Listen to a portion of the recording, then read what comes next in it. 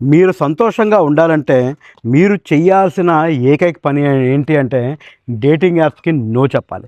మీరు ఎప్పుడైతే మీరు ఖాళీగా ఉన్నారని చెప్పి ఒకే ఒక సమయంలోని ఏం చేయాలో తెలియక మీరు అలా స్క్రోల్ చేస్తే బబ్బులని గింబులని ఇటువంటి డేటింగ్ యాప్స్ మీ అందరికి రావడం వల్ల ఒక యాడ్స్ మీరు ఇన్స్టాగ్రామ్లో చూడడం, యూట్యూబ్లో చూడడం ఇటువంటివి చూసి ఒక చిన్న మానసిక కోరిక కలిగి ఆ డేటింగ్ యాప్ని డౌన్లోడ్ చేస్తారు.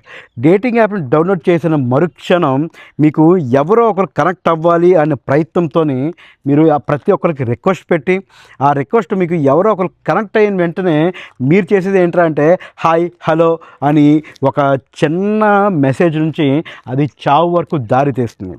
అది ఎలాగో చెప్తానో సంపూర్ణ వీడియోని చూడండి, అంతకుముందు ఫాలో చేయండి, సబ్స్క్రైబ్ చేయండి. ఇటువంటి డేటింగ్ యాప్స్ వల్ల మీ జీవితమే కాకుండా మీ కుటుంబ జీవితం, అలాగే మీ కుటుంబ పరువు, అలాగే మీరు ఎంతకాలం పెంచుకున్న గౌరవం కూడా మీరు కోల్పోతారు. మీరు ఎప్పుడైతే ఒక డేటింగ్ యాప్ని మీకు స్వార్థానం కోసం, లేకపోతే ఒక అమ్మాయితో పరిచయం కోసం, లేకపోతే ఒక అబ్బాయితో పరిచయం కోసం మీరు ఎప్పుడైతే ఒక డౌన్లోడ్ చేసి ఆ యాప్ని మీ మొబైల్లో ఉంచుకుంటారో అది మీ జీవితాన్ని నాశనం చేస్తుంది. డేటింగ్ యాప్ ఒకటే కాదు, ఎన్ని విధాలైన డేటింగ్ యాప్స్లో అయినా, అలాగే ఇన్స్టాగ్రామ్ ఇవి కూడా జనాల్ని విపరీతమైన మోసాలకు గురి చేస్తున్నాయి. దీన్ని అరగట్టే వాళ్ళు ఇప్పటివరకు ఎవరు రాలా.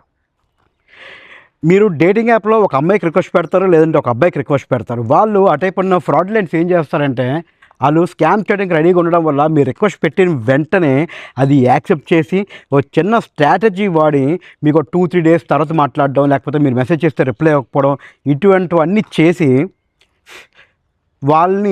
మిమ్మల్ని వాళ్ళ వైపు అట్రాక్ట్ చేసేటట్టు కొన్ని ఫొటోస్ పంపించడం, అలాగే కొన్ని హస్కీ మెసేజెస్ పంపించడం, అలాగే మిమ్మల్ని అట్రాక్ట్ చేయడానికి మీకు కిస్ చేస్తున్నట్టు సింబల్స్ పంపించడం, ఎమోజీస్ పంపించడం, ఇవన్నీ చేసి మిమ్మల్ని కొంచెం బ్లష్ చేస్తారు.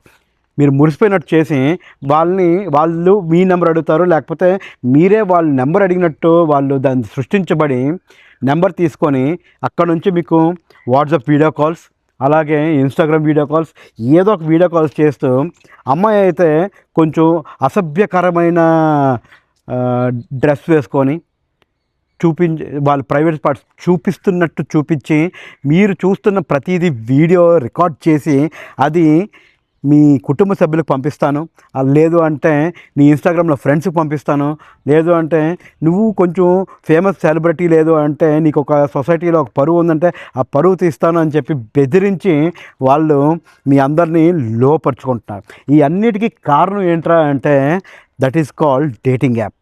డేటింగ్ యాప్ నిజంగానే ఒక తప్పు, కానీ మీ బలహీనత ఇంకా తప్పు. మీరు బలహీనంగా ఉండడం వల్లే ఇటువంటి డేటింగ్ యాప్స్కి మనమే ఛాన్స్ ఇచ్చి మనమే వెళ్ళి ఆ ఊబిలో పడుతున్నాం. ఆ ఊబిలో పడి కావాలని చెప్పి ఆ పిల్ల మనకి మోసం చేస్తుంది అని చెప్పి మనకి తెలిసినా సరే, ఆ ఆడపిల్ల మనకి మోసం చేస్తుంది అని తెలిసినా సరే, మన అందగాలం కాదని తెలిసినా సరే, మన దగ్గర డబ్బు ధనం ఏమీ లేదు అయినా సరే ఆ పిల్ల నా వెనకాల ఎందుకు పడుతుందని చెప్పి ఒకే ఒక విచక్ష జ్ఞానం కోల్పోయి మనందరం ఏం చేస్తున్నామంటే వాళ్ళు అసభ్యకరమైన వీడియో కాల్ చేసేటప్పుడు మనం కూడా అట్లాగే ప్రవర్తించిన వెంటనే వాళ్ళు ఆ వీడియోని రికార్డ్ చేసి సోషల్ నెట్వర్క్లో పెడతాను, లేదంటే మీ కుటుంబ సభ్యులకు చూపిస్తని చెప్పి బెదిరించి మీ దగ్గర డబ్బులు గుంజుతారు. ఇటీవల విశాఖపట్నంలో జరిగిన ఒక సందర్భం అలాగే జరిగింది.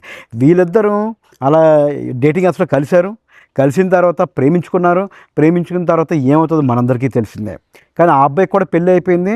ఆ పెళ్ళి అయిపోయిన తర్వాత వాళ్ళ భార్య డెలివరీకి వెళ్ళిన సమయంలో వీడికి మళ్ళీ మోజు పుట్టి ఈ పిల్లని మళ్ళీ కెలకడం మొదలుపెట్టాడు. ఈ పిల్ల అప్పటికే ఎంతో డబ్బు తీసుకుందని చెప్పి హంతకుడు మనకి స్టేట్మెంట్ ఇవ్వడం జరిగిందంట. పోలీసులు మాత్రం ఎంక్వైరీ చేసి ఆయన్ని అరెస్ట్ చేయడం జరిగింది. ఇది ఎలా దారుణానికి అడుగులు తీసిందంటే ఒకరోజు తిను అలాగ బెదిరిస్తుందంట, నాకు డబ్బులు కావాలి మీ ఇంట్లో చెప్పేస్తానని చెప్పి. తన నేవీ కదా, ఆ నేవీ ఐడి కార్డు తీసుకొని, ఆ ఐడి కార్డు ఉంటే కానీ లోపలికి రానివ్వరు.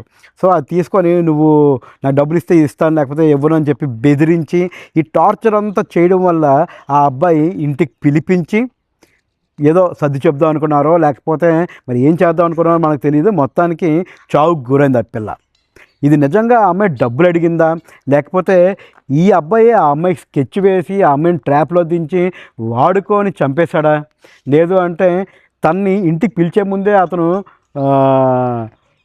కత్తులు ఆర్డర్ పెట్టి ఆమెను చంపడానికి ముందుగానే ప్రీ ప్లాన్ చేసుకున్నాడా?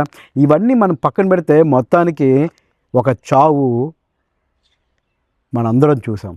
అది మీ ఇంట్లో ఆడపడుచు అవ్వచ్చు, మా ఇంట్లో ఆడపడుచు అవ్వచ్చు, ఎవరైనా తనొక ఆడపిల్ల.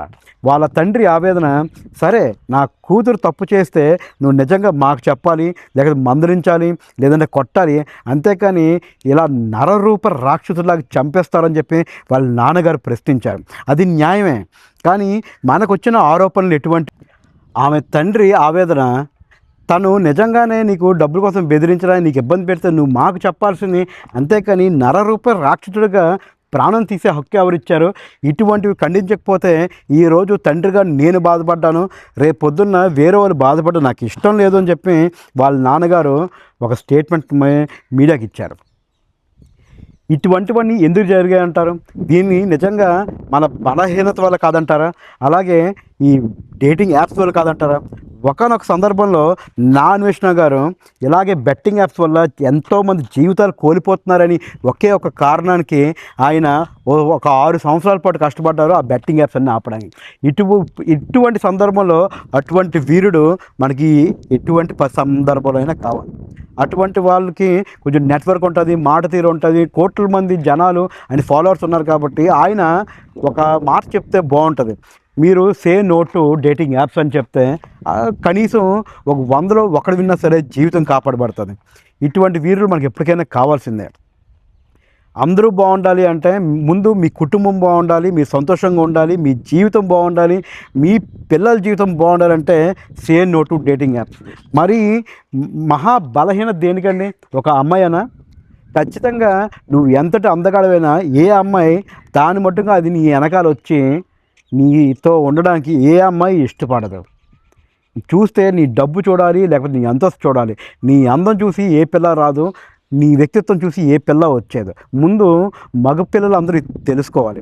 ఆడపిల్లలకి మీకు నిజంగా మీకు ఏమైనా కావాలంటే మీ తల్లిదండ్రులు ఉంటారు, మీ అన్నదమ్ములు ఉంటారు, లేదంటే మీ బెస్ట్ ఫ్రెండ్స్ ఉంటారు, వాళ్ళతో మీరు తెలుసుకుంటే అందులో తప్పు ఏమీ కాదు. Say no to dating apps.